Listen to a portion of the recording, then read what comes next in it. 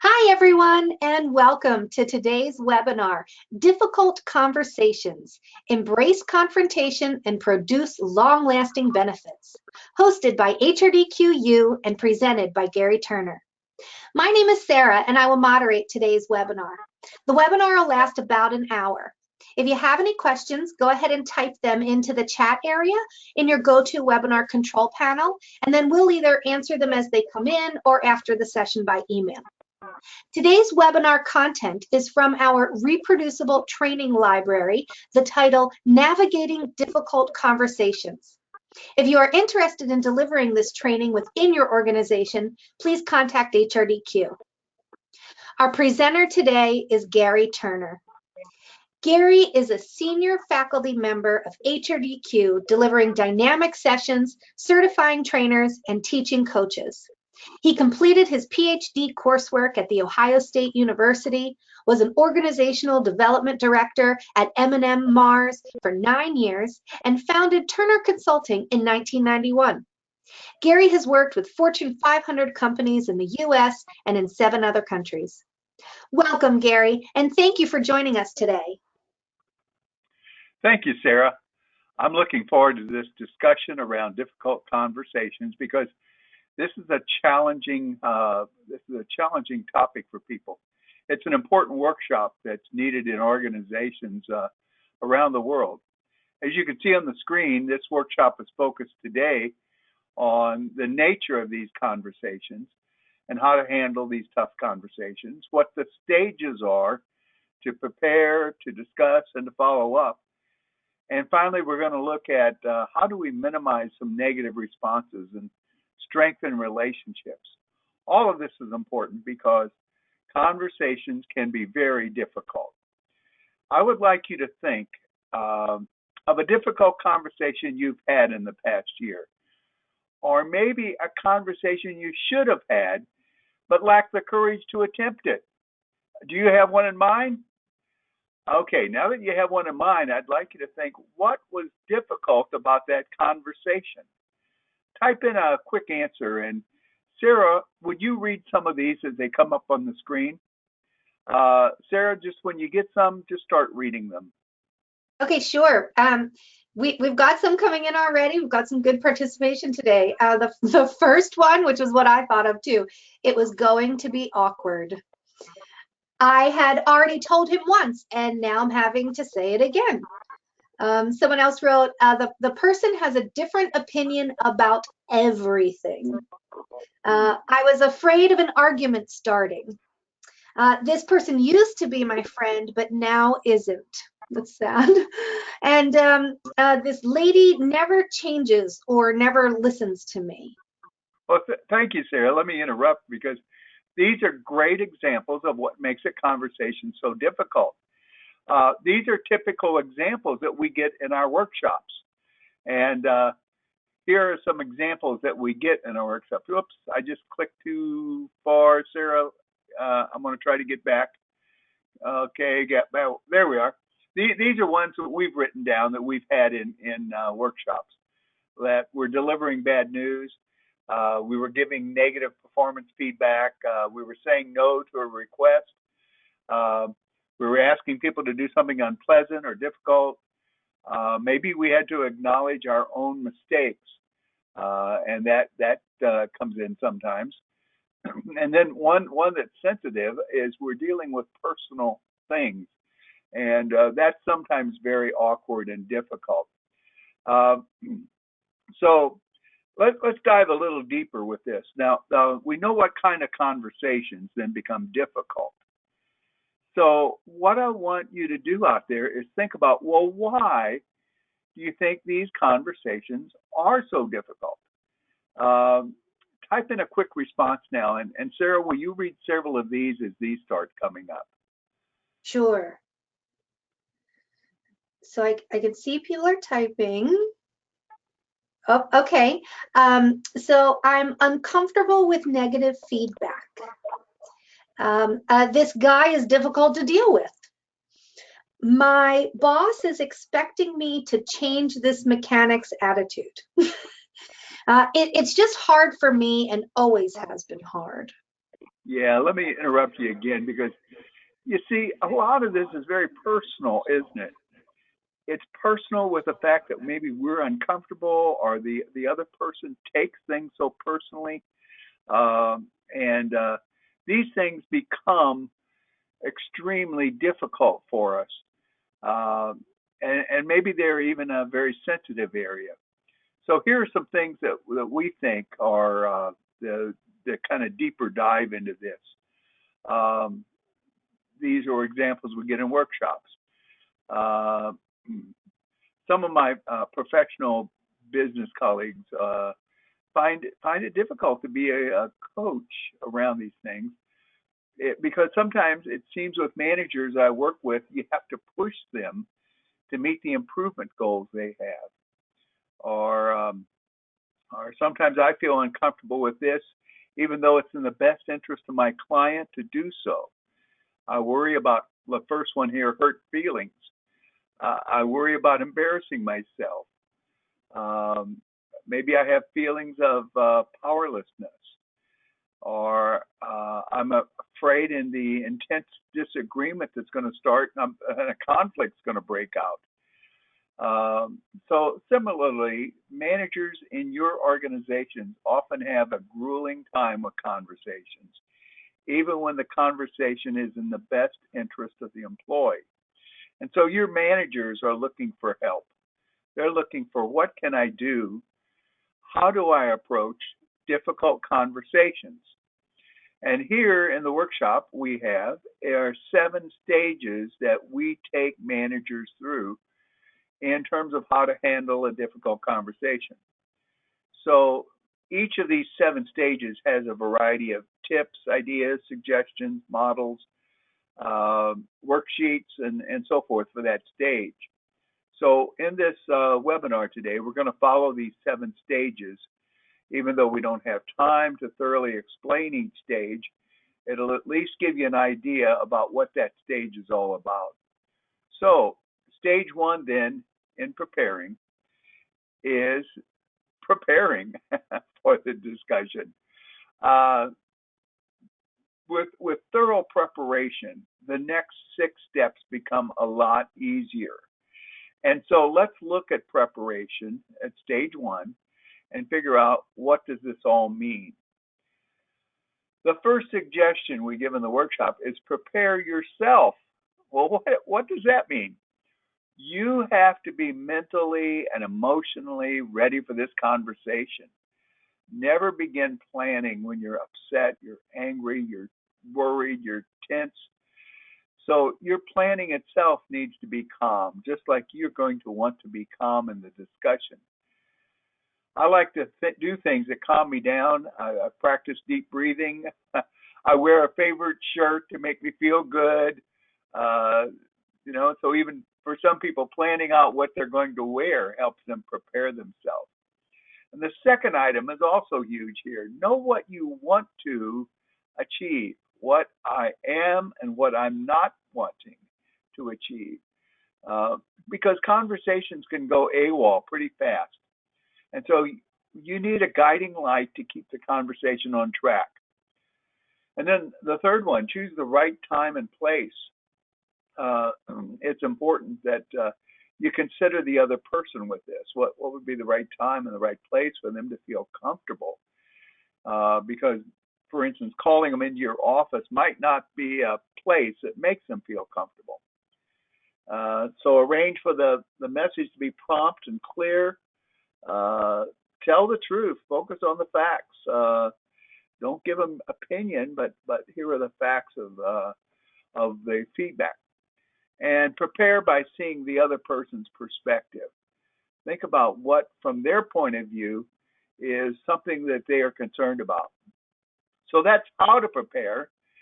Let's think now about why you prepare and why you prepare is so important. Several years ago, I was teaching a class in dealing with tough negotiators. And we started again with preparation in that. I asked the question, why prepare? And someone in the session laughed. He said, if you don't prepare, you're going to hit a brick wall. Yes, we will hit a brick wall if we're not ready. So you need to de-stress, get your message across clearly, cope with emotions, be ready for left field responses that just don't make sense to you. So these are the main reasons you want to prepare. It's a huge step toward success. So let's read a scenario here. Uh, the scenario is Lucinda needs to tell Michelle that the project she completed is not acceptable. In fact, a significant part needs to be completely redone. Lucinda is not looking forward to this conversation. She knows that Michelle worked very hard, and Michelle believes she had done an excellent job. There have also been other times when Michelle has grown very angry in the face of bad news. So, with this in mind, Lucinda knows it's unlikely that Michelle will readily agree to redo the project. Sound familiar? Yeah, I've had to give people feedback that their work was not acceptable. And I'm sure many of you out there have had that same feedback. So, what could Lucinda do to prepare for this conversation so that it goes as well as possible? Why don't you put some things in the chat box now that you would think of first of all when you're preparing for this? And Sarah, when you start seeing some suggestions come in, would you read some of those? I'm sure people have ideas about what's the first thing they would think of in preparing for this. Yeah, we do. Yes. Okay, good. Yeah. So the first one I've got here is I'd start with recognizing what she's done well in the past. Another says, I would have written out examples of what is not acceptable. Speaking of what you've been talking about, Gary, I would stay calm no matter what happens. I'd pick a good time of day to meet, one where we're relaxed. I would tell her that it is nothing personal. Okay, those are all excellent, aren't they? Thank you, everyone, for your ideas. As you can see, there are many different things to consider, many different things that you have to think of as you're planning. Now, so how do you decide all the different things you have to do? Well, you need a strategy to start your conversation. And here's a strategy we use on preparing. We ask first of all what the situation is and what your feelings are about this and that. And what are the stakes in this? What's the relationship with the other person? What are the facts and versus your assumptions? And what are your objectives? The ideal outcome. And finally, what are the other person's perspectives, feelings, and assumptions? And based upon all that, then when and where should this conversation be held? And so this is sort of a game plan or roadmap for your preparing. So these questions help your framework as you begin a discussion strategy. And in the workshop, we work on a worksheet that includes all those different factors. So now you've prepared. How do you start the conversation? How do you initially just get into it?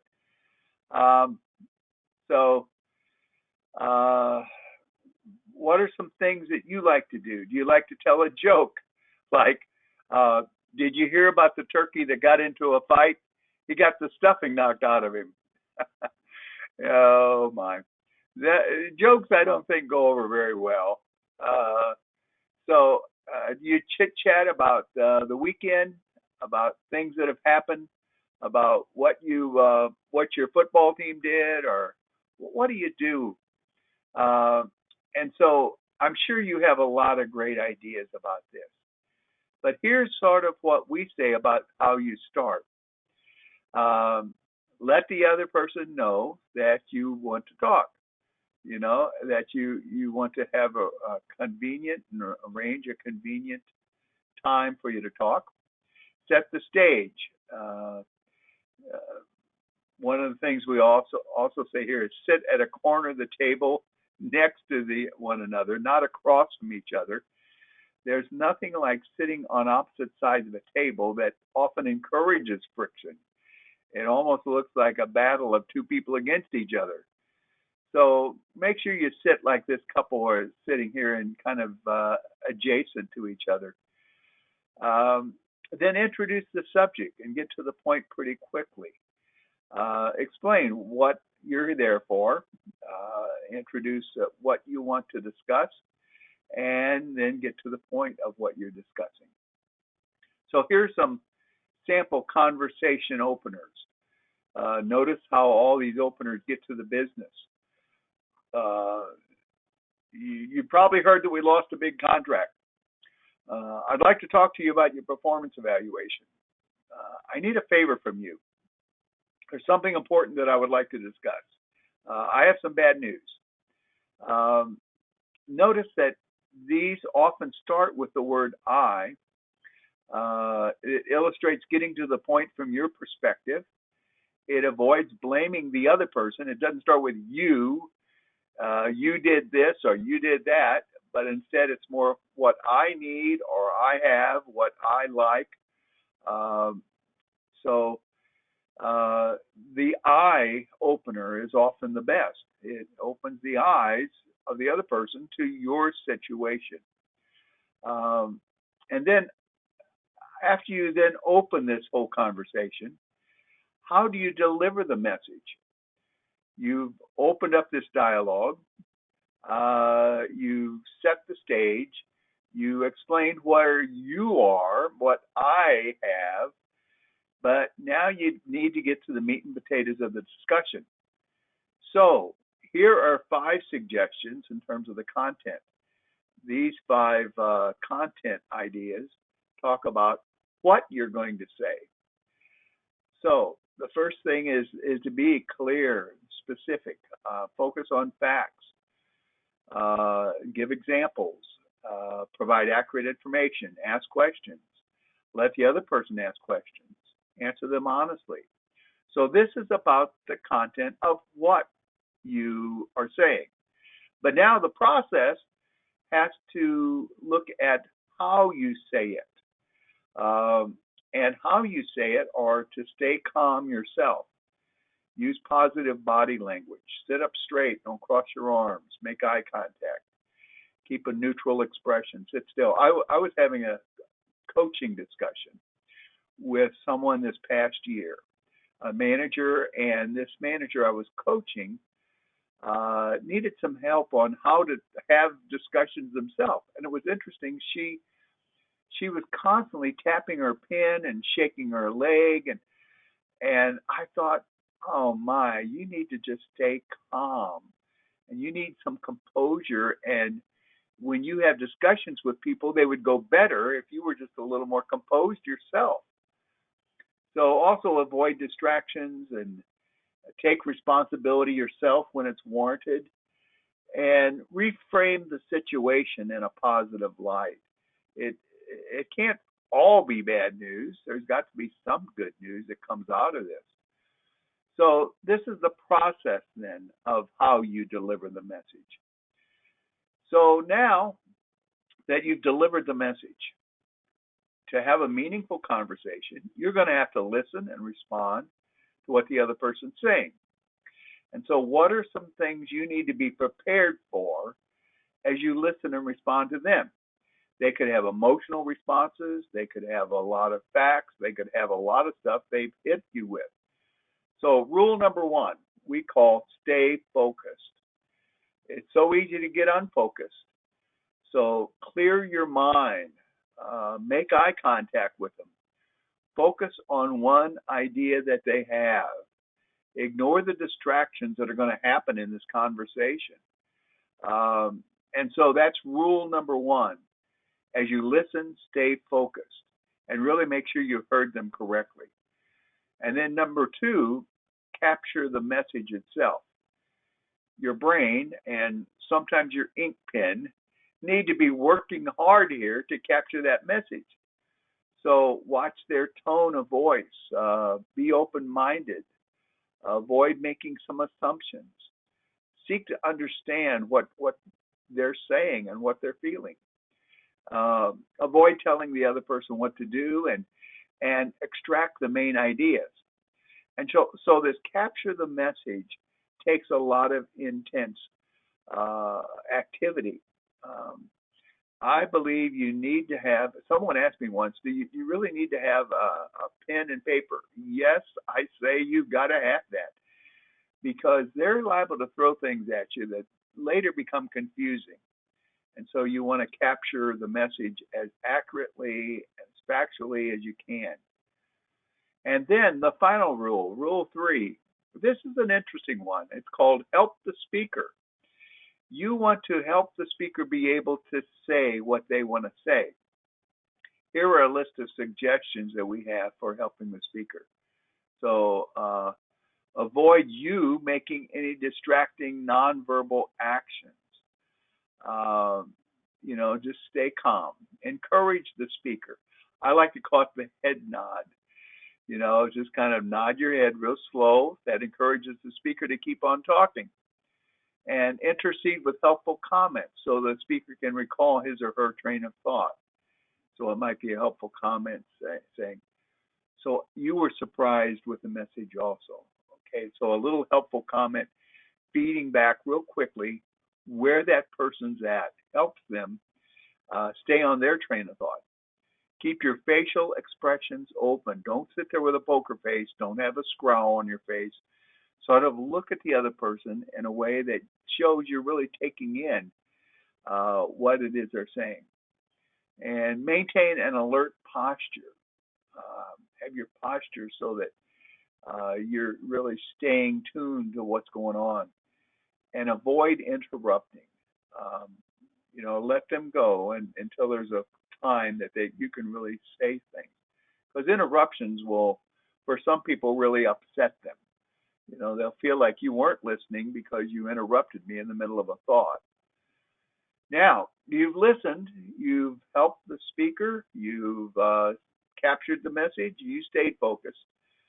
So now, there becomes a point at which we explore alternatives about what to do. And the question about what to do now requires a little bit of your thought and a little skill in being able to do this well. And so even your managers need to have some of these kind of suggestions, like to handle difficult suggestions that they give you. Listen, empathize, acknowledge, respect, validate their feelings, but don't take their reactions personally. Stay calm again, keep an open mind, negotiate when it is appropriate. So as these buttons say, don't panic. Don't get stressed out by what alternatives start coming to mind as they're giving you ideas. So it's hard to explore these alternatives when they're having difficult emotions. So how do you cope with difficult emotions that they're having? First of all, if they're in anger, allow them to vent. But end the conversation immediately if the person becomes violent, slamming their fist down, or maybe even physically standing up and looking like they're going to come to you, saying, we're done talking here until we can both settle down, calm down on this. Another difficult emotion is tears. And I've been in meetings where the other person just breaks down crying. And you stay calm and wait until they get their feeling under control. Acknowledge their feelings with, I can see this is very upsetting. Suggest a break if necessary, and ask, would you like to take a 5-minute break here just to run to the restroom and get a drink of water? And so tears are difficult. And finally, if the other person becomes very frustrated, with what's going on, and they're upset and they're telling you a story that shows their frustration, acknowledge it and empathize with their feelings, and let them know you want to help. Let them know I'm here to kind of help with your situation. Particularly managers need to be able to say, I'm here to help. I'm here to help you get better in your performance. So that's why I'm here. Now, you've got to come to some conclusions about the alternatives. So here's how you explore alternatives and solutions. Beforehand, know what is negotiable and what is non-negotiable, and what you have as your important items. I call them your must-haves. You've got to have out of this conversation this or that. Know that ahead of time. Secondly, have this collaborative attitude toward a win-win solution.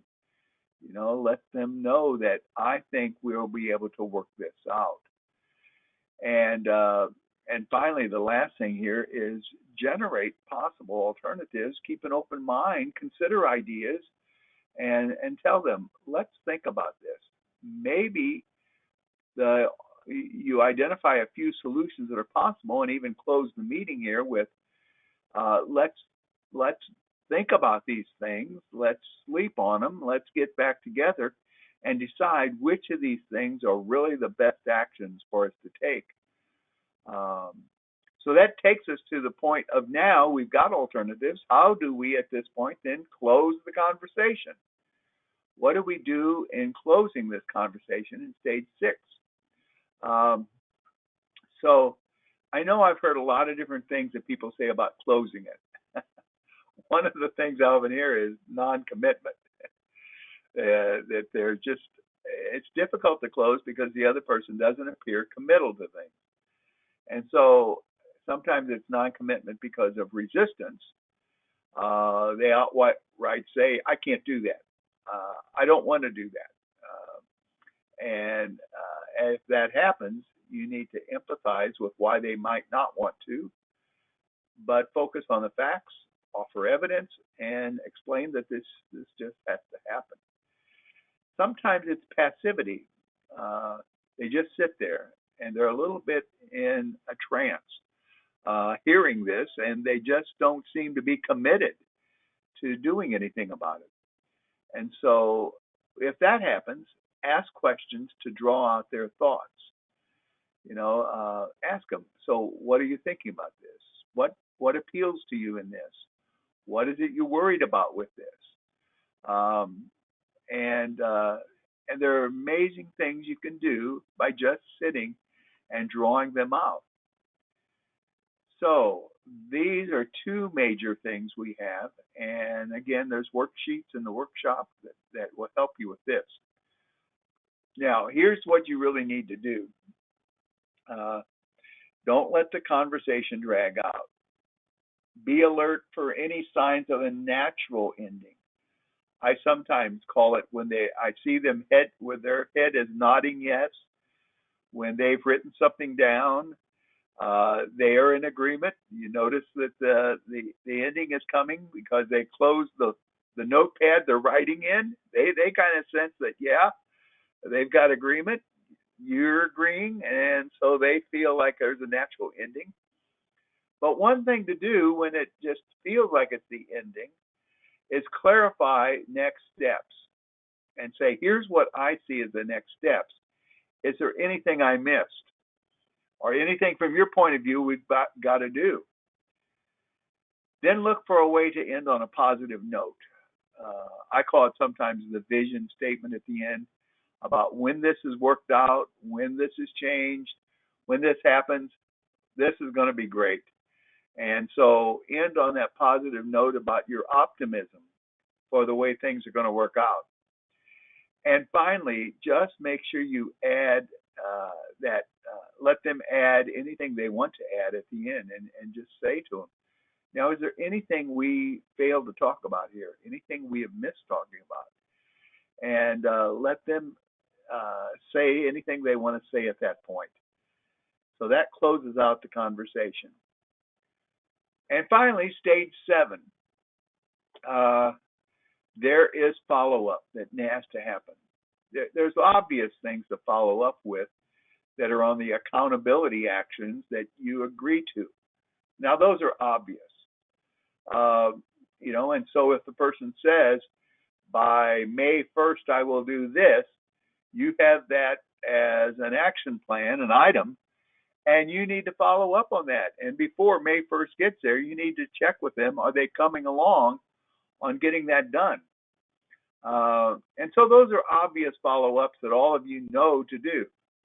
But hang on to your seat. Here's 3 other things that I think are important. One is keep a journal.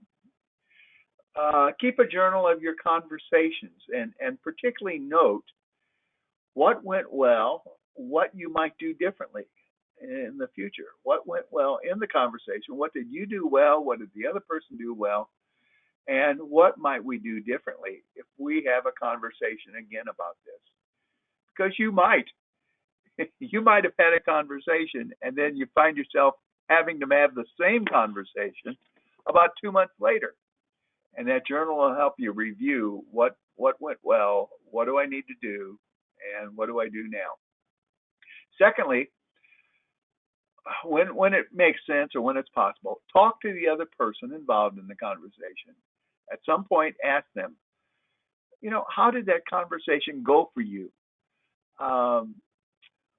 What is it I might have done differently to have a better conversation at that point? Just let them talk, let them give you feedback. It's better that they talk to you about that than go around talking to everyone else the rest of their life about what a crummy job you did in handling something. And so this is sort of a decompress. It's sort of a way to get them feeling okay about the fact that they can approach you about things. And then, thirdly, find out what others do. Share your experiences in navigating difficult conversations with your colleagues. Be open to hearing what they do, their suggestions for improvement. Ask them about their difficult conversations and what they've done. These are different process issues, 3 different process issues that you might handle that makes you better at this in the future. So sure, you're going to follow up on the content and the action plans, but these are 3 process suggestions that are going to make sure that you improve and get better at handling difficult conversations in the future. So I know you're going to like this workshop. I know this workshop is going to be helpful. I know that a lot of you out here probably have managers that need this type of training. And it's something that they would appreciate. They would appreciate knowing these 7 steps, understanding some of the methods and action sheets that are in each of those 7 steps. So I think you would really enjoy this workshop. I enjoyed talking to you today about this important subject. Thank you for your attention and all the things that you chatted in with. I'm going to now turn the microphone back to Sarah for a wrap-up and conclusion to this. Sarah? Thank you so much, Gary. That was great. So if you have any questions for Gary, please use your chat window and send those in now, and then we'll share the responses with the audience by email as we're a little short on time today. So consider looking to HRDQ for your training needs. We publish research-based experiential learning products that you can deliver in your organization. And you can check out online or print self-assessments. We have up out of your seat games, our reproducible workshops that you can customize, and more. So check out our website or give a call to our customer service team. They know our products really well and are happy to pair your training need with one of our solutions here. And if you do need help either learning a training program or you want one of our expert trainers like Gary to come out and deliver it for you, we also provide those services. We look forward to being your soft skills training resource. So that's all the time we have today. Thank you so much, Gary, for your wonderful stories.